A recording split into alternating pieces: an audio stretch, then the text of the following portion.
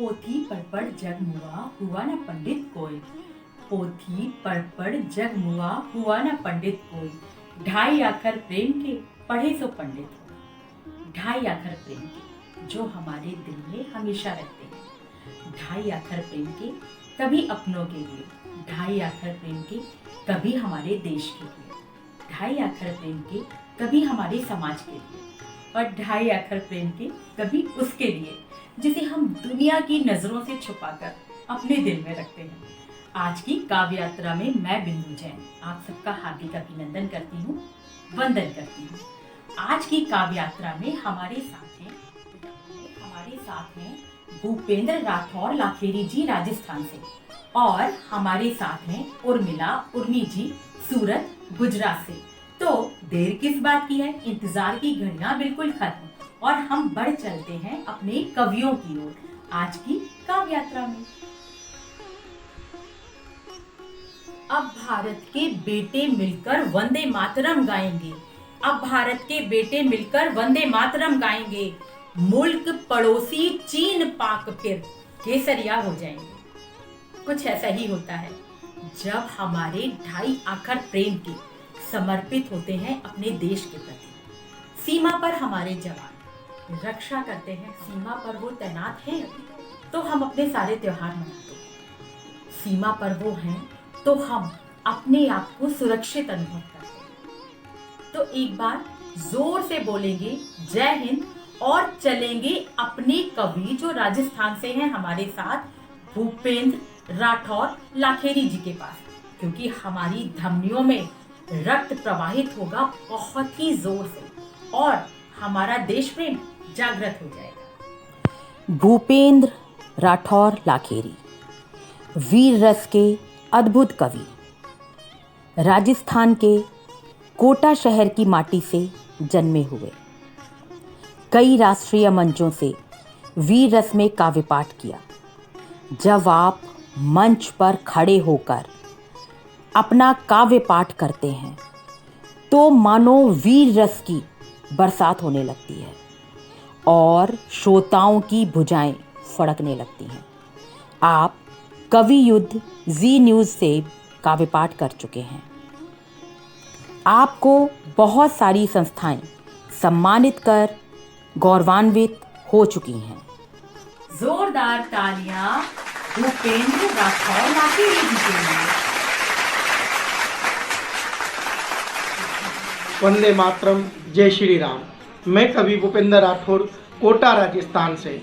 आप सबको जानकारी में है वर्तमान में हमारे पड़ोसी मुल्क चीन के द्वारा जो कायराना हरकत की गई, लेकिन हमारे लिए गर्व का विषय है कि हिंदुस्तान के सैनिकों ने चीन का मुंह तोड़ जवाब दिया। इस समय पूरा देश चीन के खिलाफ गुस्से में है।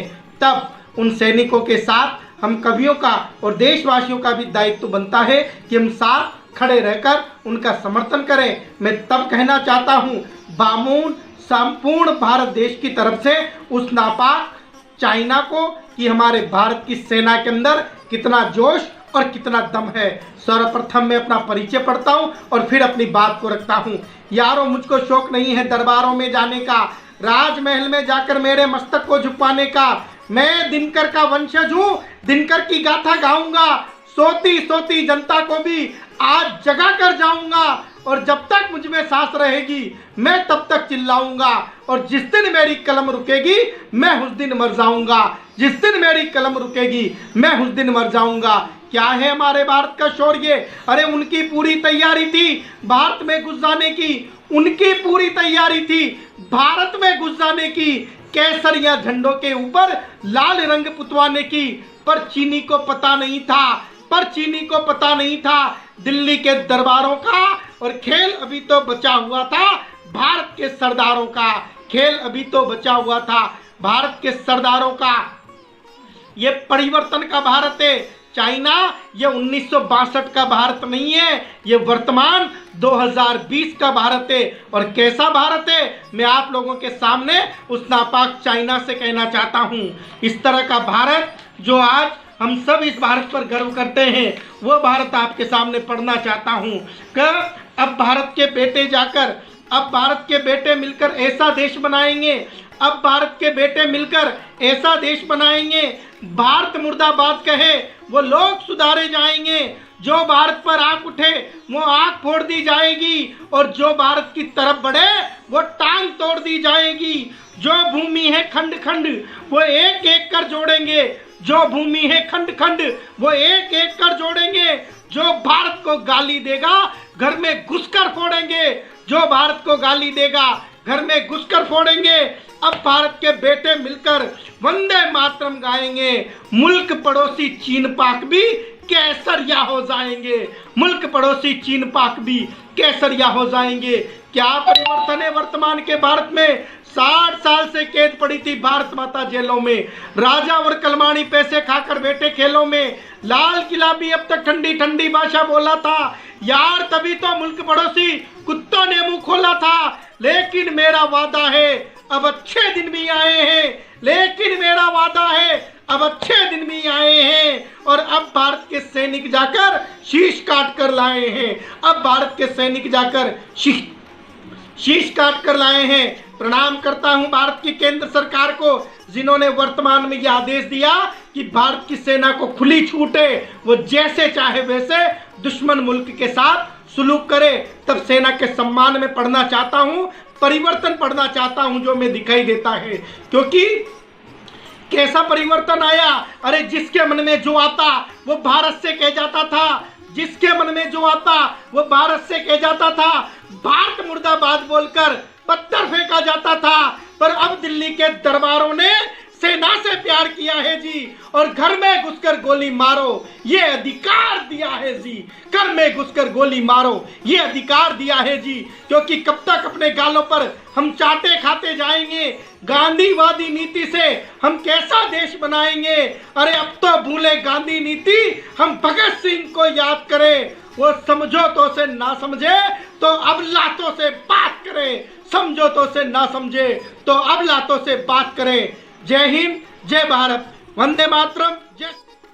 ये किसके मौन ने धड़कन में बीड़ा सी बजाई है, ये किसके मौन ने धड़कन में बीड़ा सी बजाई है, ये किसकी याद सांसों में खुशबू बन के समाई है। कुछ ऐसा ही होता है जब हम अपना दिल दे बैठते हैं किसी अपने, क्योंकि हम जिसे दिल देते हैं वो बहुत अपना हो जाता है, और धड़कन बनकर हमारे दिल में धड़कने लगता है। उसकी खुशबू से हम सराबोर हो उठते हैं। आइए चलते हैं उर्मी जी के पास, जो है गुजरात सूरत से हमारे साथ, और ये प्यारा सा प्रेम गीत सुनते हैं। उर्मिला उर्मी जी, सूरत गुजरात की माटी की महक से पूरे देश को महकाया है आपने। गीत हो, गज़ल हो या छंद हो, सब में महारत हासिल है आपको। पिछले 15 वर्षों से आपकी लेखनी निरंतर लेखन कार्य कर रही है। आपका एक कविता संग्रह भी प्रकाशित हुआ है। आप गुजरात सरकार के पाठ्य पुस्तक मंडल के लेखक संपादक मंडल की सदस्य हैं। आप पूरे देश में मंचों पर सक्रिय हैं। कई पुरस्कारों से आपको सम्मानित किया गया है। तालियों की गड़गड़ाहट से स्वागत करें उर्मिला उर्मी जी का। काव्य यात्रा के इस कार्यक्रम में मैं आप सभी का स्वागत करती हूँ, वंदन करती हूँ। यहाँ पे मैं इसकी संचालिका, काव्य यात्रा की संचालिका बिंदु जैन जी के आग्रह पर, उनके आदेश पर उपस्थित हुई हूँ और एक गीत पढ़ती हूँ। धरती की धड़कन को अंबर की प्यास है, अंबर का अंतर भी विरह में उदास है, विरह में उदास है। वसुधा के सूखे श्रृंगार को सजाना है, पुरवाई कहती है सावन को आना है, पुरवाई कहती है सावन को आना है। कदम कदम पर है चाल बिछ रही बिसाती, बिछ रही बिसाती, भोर की तलाश में ही बीतती है रातें, बीतती है रातें। इस बाजी में सब खोकर ही कुछ पाना है। पुरवाई कहती है सावन को आना है। पुरवाई कहती है सावन को आना है। मन बगिया में गुंजित सांसों का कलरव है। सांसों का कलरव है। धरती से अंबर तक उत्सव ही उत्सव है। उत्सव ही उत्सव है। प्रणय पर्व में मन के दीप को जलाना है। पुरवाई कहती है सावन को आना है। पुरवाई कहती है सावन को आना है। और अंतिम बंद में एक सकारात्मक संदेश देने की कोशिश की है। वर्तमान हालात में जो अवसाद में डूबे हुए लोग हैं उनके लिए कुछ कहने की कोशिश की है। सुनिए। कुछ ऐसे भी हैं जो राह भूल बैठे हैं। कुछ ऐसे भी हैं जो राह भूल बैठे हैं। जीवन के प्रति अपनी चाह भूल बैठे हैं। हर भटके राही को घर तक पहुंचाना है। पुरवाई कहती है सावन को आना है। पुरवाई कहती है सावन को आना है। पुरवाई कहती है सावन को आना। हृदय के पास इतने पास से किसने पुकारा है। हृदय के पास इतने पास से किसने पुकारा है। हृदय के पास इतने पास से किसने पुकारा है। समझ में कुछ नहीं आता भंवर है या किनारा है। समझ में कुछ नहीं आता भंवर है या किनारा है। ये किसके मौन ने धड़कन में वीणा सी बजाई है। ये किसकी याद खुशबू बन के सांसों में समाई है। ये किसकी दृष्टि आँखों में चमक बन कर के छाई है। निशाओं में मेरी किसने ये निशिगंधा खिलाई है। निशाओं में मेरी किसने ये निशिगंधा खिलाई है।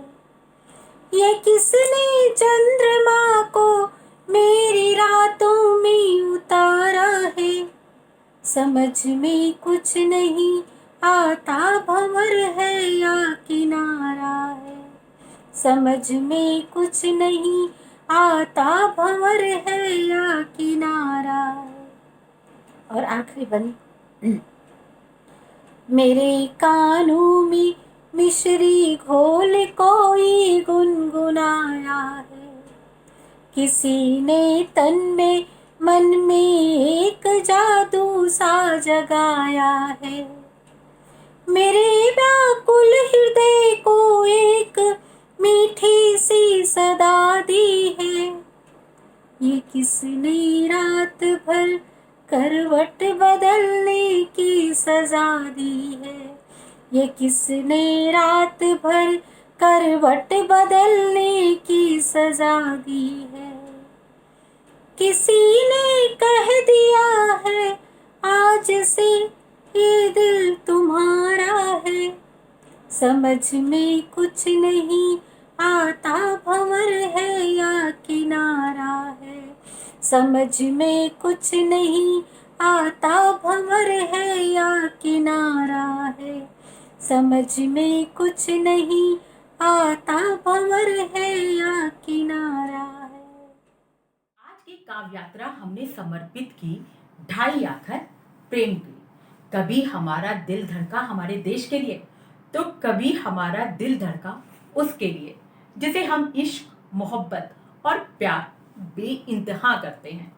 तो हमारी आज की काव्य यात्रा आपको कैसी लगी ये हमें कमेंट करके जरूर बताइएगा। और अगर आप भी कविता लिखते हैं तो दिए हुए नंबर पे अपनी वीडियो बना के हमें भेजिए।